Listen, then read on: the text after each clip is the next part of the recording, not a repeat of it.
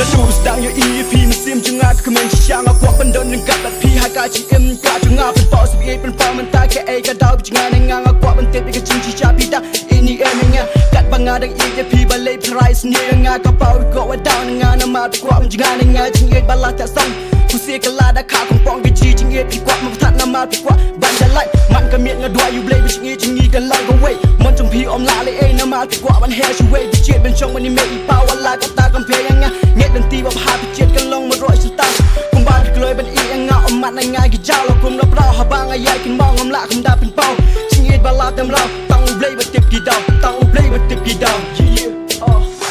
อีเสียงาคุมบ้านงาอีจับพี่วัดหนึ่งง่ายเสียนางาคุมบ้านกว่าดนกาดปากพี่วันสิชายาคุมบ้านงาทรางยาพี่ไอ้บ้าจริงอีจงอีกันน้องชื่อตากิสนียอมลาเอาเคลมดาองจริงเอ็ดได้รองพองบักลอยเป็นเช็ดอยู่ก่อนยิ่งจริงเอ็ดบากระดอนให้ไอ้จริงเอ็ดเงินฉันกันเทฉันรังเป็นเบียดแต่ย่อฉันรังบรรนุกันชากันเทฉันจดข้ามาขายจริงเอ็ดมาลางอามานักเครนนามางฉันงอมลาบรรดาฉันเนี่ยชิชากันเทกี่บอมที่กันนาสุดากุลายังงาพี่ไอ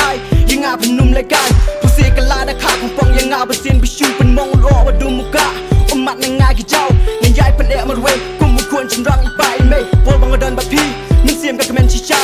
เคลมตะปอยประคัดว่าพี่ดังเอียยังงาเกิดบ้างอะดังเอียบุญสินที่นั่งละเบียดเกิดบ้างอะดังครอยังงาพี่นั่งละรอชิงเอียดกับบางอะแชมบุญสินชิงเอียดชิวกอสุดาอีเสียงา